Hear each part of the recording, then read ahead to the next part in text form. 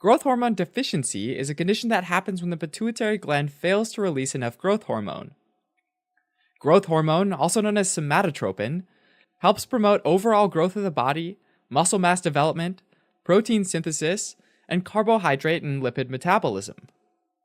So, a deficiency in growth hormone, which can happen in kids and adults, results in problems in all of these areas. Growth hormones released by the pituitary, which is a pea-sized gland that's connected by a stalk to a part of the brain called the hypothalamus. The hypothalamus secretes growth hormone releasing hormone, which travels through a network of capillaries called the hypophyseal portal system. Growth hormone releasing hormone eventually reaches the anterior pituitary and triggers it to secrete growth hormone. Growth hormone then travels via the blood to various target tissues in the body to stimulate growth.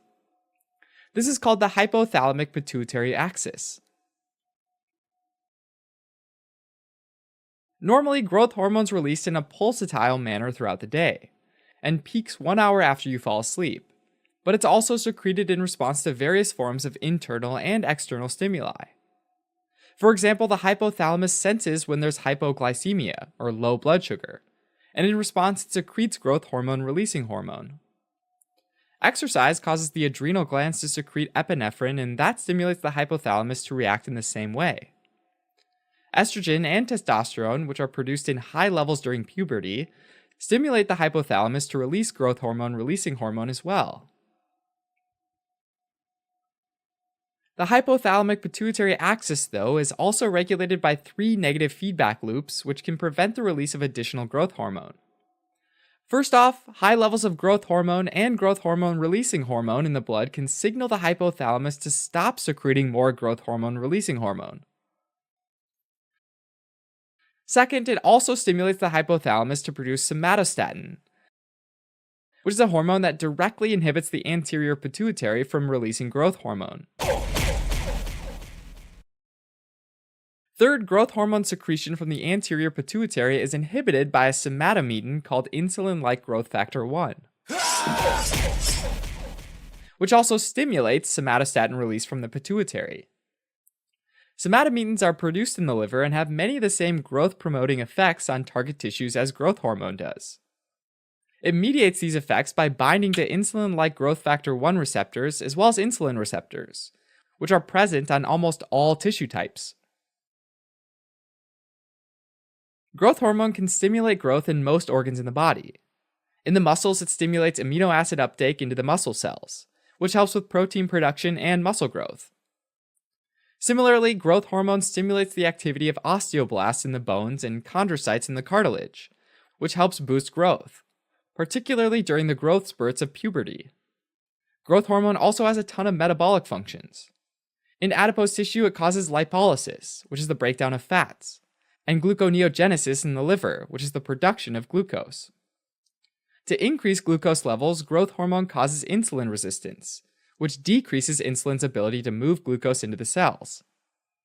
Growth hormone also triggers the steady release of insulin-like growth factor from the liver, and once released into the bloodstream, insulin-like growth factor has many of the same effects as growth hormone. Most cases of growth hormone deficiency have no identifiable cause, but sometimes there is a specific genetic or physiologic cause. One genetic cause is a mutation in the receptor for growth hormone releasing hormone, leaving the growth hormone releasing hormone with nowhere to bind. More broadly, there are genetic syndromes associated with growth hormone deficiency. These include Prader-Willi syndrome, which is a defect in the paternal copy of chromosome 15, and Turner syndrome, where a female is missing 1 or 2 of her X chromosomes. There are also acquired causes of growth hormone deficiency, like brain trauma, infections, and radiation therapy, all of which can cause damage to the hypothalamus and the pituitary gland. The most common cause of acquired growth hormone deficiency is a pituitary tumor, which can cause compression of the gland. This tumor-induced compression cuts off the blood supply to the pituitary gland and can prevent the release of a number of other pituitary hormones, like sex hormones, a condition called hypopituitarism.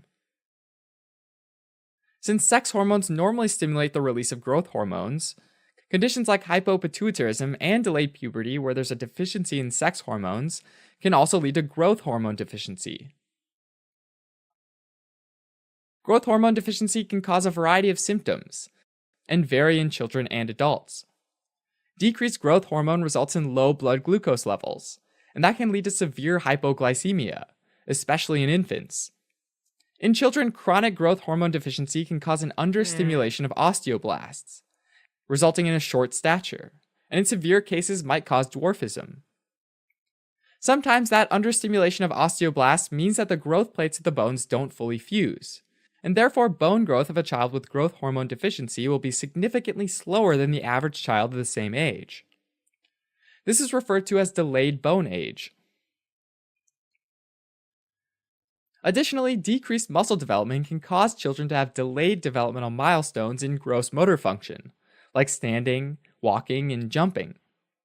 Delayed milestones, delayed puberty, and short stature are the most common complaints of parents with children that have a deficiency of growth hormone. In adults, decreased growth hormone can cause muscles to weaken over time and a lower bone density with bones that are prone to fractures. Psychological symptoms include poor memory, social withdrawal, and depression. Diagnosis typically starts by measuring growth hormone in the blood, but because growth hormone levels fluctuate throughout the day, the testing is usually done after giving a person a stimulatory agent like epinephrine or insulin. It's also helpful to measure insulin-like growth factor levels, which are relatively stable throughout the day. In children, X-rays of the hand can also reveal a delayed bone age.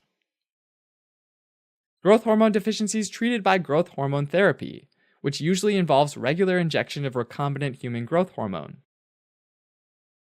Alright, as a quick recap.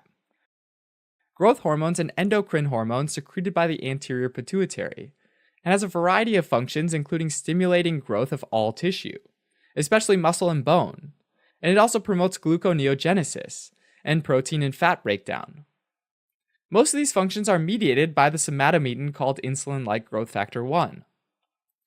In children, growth hormone deficiency manifests as a failure to grow and is associated with delayed puberty, whereas adults experience more generalized symptoms.